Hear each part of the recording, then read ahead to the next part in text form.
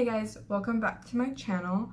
For those of you who don't know me, my name is Amadis. I'm a 1L at the University of Texas School of Law.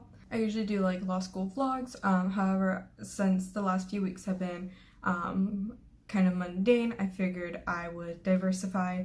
So today's video is going to be about my law school admissions process, kind of like the timeline, some tips, and then like things that I would have done differently. Before we jump in, I just want to put a disclaimer that I did apply a year after graduating college, so I was not K through JD. I did take a year in between undergrad and law school. There are a few different reasons that I decided to do that, but the main ones were I wanted to be able to work and save up some money. And then I knew that it was probably not going to be my best interest to try and study for the LSAT while also in my junior year of college. So those are just the two things that were kind of at the forefront of my mind when I decided I wanted to take a gap year in between undergrad and law school. I decided that pretty early on, basically once I kind of decided that I was going to want to go to law school post-bac. So I made the decision pretty early on, so this timeline kind of reflects that decision. And you know, this is my personal timeline. You can change it depending on what your own timeline is. I kind of go over some things that I might want to change later, so that might help you give some insight in deciding, you know, what is the route that you want to take. Let's go ahead and get into my law school admission process. So picking where to start with the process is a little hard because I think for a few months after deciding, you know, law school is something that I wanted to pursue, there are different steps that I took that could be considered starting the admission process, like attending different events through LSAC, law school forums, taking tours on campus, sitting in on like admissions panels. So if I started from there, this video would probably take a lot longer, but I think for you know, time's sake and just continuity, we're going to start with when I started studying for the LSAT. So I started studying for the LSAT April 2020, and that was my senior year of undergrad, and at that point COVID had basically shut down everything. And so honestly, this ended up being a really good time to start studying anyways, because there wasn't very many distractions. Studying for the LSAT, I took that on as kind of like a part-time, full-time job. Like I was doing it like maybe like 4 or 5 hours a day, 7 days a week. Like, and so I think starting in April was a really good time just because, you know, the semester was ending. I was only taking like 2 classes and then COVID. So it ended up kind of being a blessing in disguise, even though I didn't get a graduation. But anyways, so when it comes to studying, I decided to take a prep course, and I highly recommend a prep course. Not every prep course is the same, and so that's my like one caution is when looking at prep courses, I would say try and see how or what their like curriculum is that they're teaching. I think the route that's going to save you the most time and the most heartache is looking for a prep course that instead of trying to teach you like the background logic that comes from the LSAT, try and find a prep course that will teach you how to take the test. So the thing about standardized tests is, you know, we've all taken a couple of different ones in our life, but it's not so much do you fully comprehend the material, and it's more so do you know how to take the test.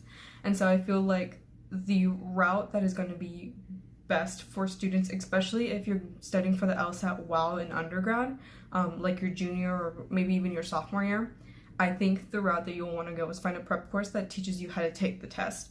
And the reason I say that is mainly because the material on the LSAT is not inherently going to transfer over to law school. You use a lot of the same skills, but it's not like you're going to be in one of your classes in law school like trying to work on a logic game. Like, you still have critical reading, you still have logical reasoning, things like that. But I think for the sake of taking the test, it's easier just to kind of like streamline that studying into learning what is the question that they're asking. Okay, I've identified the question. Now, what is the answer they're looking for? Okay, this answer choice conforms the most to what I know that this question type is looking for. And that's my biggest piece of advice when it comes to the LSAT. There are some prep courses that will take you in a deep dive behind the like logic and the reasoning, and I'm sure that's very helpful, but I think as far as just, practicality, I think you're better off just learning to take the test. So my prep course, I ended up taking through UTSA. They do like an extended education program where they like do a bunch of different like prep courses. So I took the LSAT one. I'll put the information in the description below. They've completely moved to like a virtual platform, so you do not have to be like in San Antonio to be taking the course. Like, you could literally just hop on Zoom 2 times a week and take this prep course. I really recommend this course. It's honestly pretty affordable for what you're getting. So I think it's like $500 or $600. But some prep courses go for like $1,000. And I think you get a lot of value for, a fraction of the cost. So I'll put the information in the description. If you have any questions about it, feel free to ask them. I'm more than happy to answer any questions. After I took my prep course, that ended in June, and that's when I kind of started self-studying. So at that point, I knew how to take the tests. It was just a matter of, I know the question types and I know what they're looking for. It's just a matter of, internalizing that and then putting it down on the paper. And so I studied from June until my very first LSAT, which was at the end of August. So I took my first LSAT at the end of August, didn't get the score back for a few weeks. I already knew going into the August LSAT that I wanted to take again in October. So I had already pre-registered for the October one. So no matter what happened on the August one, I was going to be taking the October. It was just kind of a matter of, how did I do on the August one and how am I going to change my studying habits for the October one. And then, so I took the second LSAT in October, and then at that point I think I was pretty much like frazzled. My October LSAT was lower than my August one, and so when I got the like October score, at that point I was done. I was fed up. I'd been studying for 6 months at that point, so I was ready to like call it. I was kind of like, it is what it is. This is the score. My August one was the score that I was going to be sending out to the schools, and we were just going to have to roll with it. So then after I took my October LSAT, before I got the score, I had kind of already started moving on to working on my applications. So working on the actual applications themselves was a lot more time consuming than I thought it was going to be. I had originally anticipated trying to submit all of my applications by October 31st. Most applications usually opened like September or October. I had intended to apply early decision to a few different schools. However, I think I severely underestimated the amount of time it would take to get these applications together.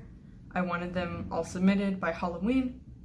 Halloween came and went and they were not ready to be submitted. So at that point, I kind of threw in the towel on early decision applications. There were some other reasons why I kind of ended up straying away from the early decision. Mainly the fact that I didn't want to pigeonhole myself into a law school just because I had applied early decision there, and now I was kind of stuck, so to say. But the main reason was these applications were not going to be where I wanted them to be at Halloween. Out of all the different components that are in the law school application, the personal statement was the one that took me the longest and was probably the hardest to do. At one point, I remember saying, you know, I'd rather be taking the LSAT again because writing a personal statement is hard. It's hard to be like introspective and, you know, taking a deep dive into why is this a career I actually want to do, you know, what things in my life have brought me to this decision. So I struggled with that for a little while, and I also wanted to make sure that I was putting my best foot forward, because the personal statement is kind of the ADCOM's last chance to see a personal side of you. They can see your LSAT score, they can see your resume, they can see your letter of recommendations, but the like one time that they'll get to like see like, you know, your soul basically is going to be on the personal statement. And then if you decide to do any of the like optional like diversity statements or short answers, those also help as well. So I wanted to make sure that, you know, what I presented to them was the best, you know, version of what I had to offer. And I think that was really stressful, just because, you know, something's good, but, you know, could it always be better? What if I'm not digging deep enough? What if they feel that I'm holding back somehow? Things like that. So instead of submitting my applications Halloween, I ended up submitting them on Christmas Day. I selected that day because I'm the type of person who needs like a hard, fast deadline, or else, you know, I'm gonna keep kind of pushing it off. And a lot of my applications weren't due until March, but I didn't want to wait that long. I had anticipated putting them in much earlier, and at this point it was almost 2 months past when I wanted to submit. So at that point it was like, okay, this is the day. Like they have to go out today, because I'll just keep finding things that I need to change. And it's really easy to like go down the rabbit hole of I could make this change, I can make that change. At some point you should be like, this is it, and I'm gonna submit it. So I submitted my applications December 25th, and then about 2 weeks later in January is when I got my first acceptance. So my first acceptance was University of Houston. They got back to me basically within 2 weeks of submitting my application. And then about a week later I got my first rejection. So that was rough. I got rejected by Arizona State, you know, like a fee waiver and a CAS waiver, and I was like, okay, like they obviously want me to apply, so like I'm gonna apply. And then they rejected me. So I'm still a little salty about that. But so it was kind of like a really high and then like a really low all within like 7 days. And it basically was this roller coaster of emotion basically until March. So 3 months of just pure anxiety and adrenaline. And so between the months of January and March, I got various different responses from law schools, some acceptances, some rejections, and then some waitlists. But I finally got my acceptance to UT in March, and that was kind of like, you know, that's the metaphorical end, essentially. I still had some lingering decisions, mainly from my like T14 schools that I had applied to, but, you know, UT had always kind of been, you know, if I could go to UT, I'd go to UT. So getting in, that was kind of like the end of my admission cycle. But I would say the firm end is in April, when I paid my deposit and then withdrew all my other acceptances.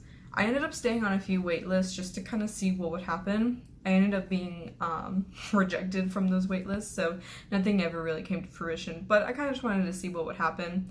I finally got my last rejection from Vanderbilt after being on their wait list for 5 months, so I don't know, it was just kind of like shits and giggles, I guess.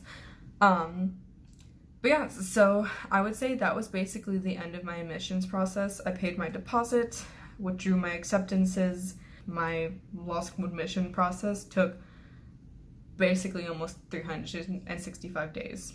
A little bonus added bit in June was when I signed my letter of intent to UT. So that was kind of like the official, like I had paid the deposit, but I wasn't officially going to UT. I could still back out. And then I signed my letter of intent. So I was basically saying that, I am not going to be attending any other law school. This is the school that I'm going to attend. So that's officially when I became a Longhorn. So that's my law school admission process. As far as like things that I would have done differently, honestly, in retrospect, I can appreciate my process and know that, what was supposed to work out worked itself out. But there are a few things that, I think I would tell, like, 0Ls prospective law students, don't be afraid to take the LSAT one more time.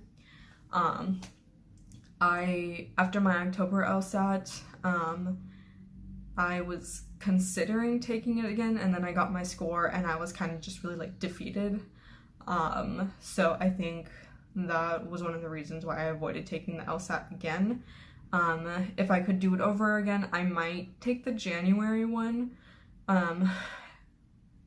just because and purely for like scholarship purposes. I think if I was able to get a higher LSAT score, maybe UT would have given me more scholarship money. So that's not so much like a part of like admissions necessarily, but more so, on the financial aid side, because financial aid is a really important part of choosing where to go to law school. So I think if I had taken the test one more time, maybe done a little bit better than the first time around, maybe my scholarship package would have been a little bit different. That's not a guarantee though. So it's kind of just like, if you have the time and you have the money and you have the resources, I would say, you could take the LSAT one more time, but I don't think it's, necessary. And then I would also say I would probably want to start writing my personal statement earlier than October, like maybe even like August, just because, it felt very down to the wire. And while I am very proud of like the product I produced and sent to the law schools, I think for like peace of mind and then just to reduce like the chaotic feeling of it all, I would probably just want to start my personal statement a little sooner. Maybe I would have been able to get more eyes on it. Again, not super necessary, I got into UT, everything worked itself out, but in the moment, between October and December, it was just like constant anxiety. So, yeah, just to reduce that, I probably would have started the personal statement a little bit earlier. And the last thing is I probably would have asked my recommenders for their letters a little bit earlier. I ended up asking into October, which is actually a really busy time for undergrad professors, I guess any professors really, but I asked them around midterms. I completely forgot that that's a super crazy time, and then it only gets crazier. So I probably would have asked like August, right before school started, so that way, if they had the time leading up to classes starting, they could knock it out pretty fast. If not, then there was still like some time at the beginning of the semester when things are just kind of starting off. But that's my law school admissions process. Again, this was very like specific towards me, but hopefully this gives some prospective law students out there a good grasp on what exactly you're investing, like time-wise. It took from April 2020 to April 2021. I would say that's my full law school admissions cycle. Yeah, so if anyone has any questions, feel free to leave them in the comments below. Some future videos that I'm hoping to get out would be like advice for prospective law students, tips on writing a personal statement, resume tips, things like that. So if you have any questions or any like suggestions about comments like that, feel free to leave them. I'm always happy to share the information that I've gathered throughout this experience. So I hope you enjoyed this video. Thank you again for watching, and I will see you all soon.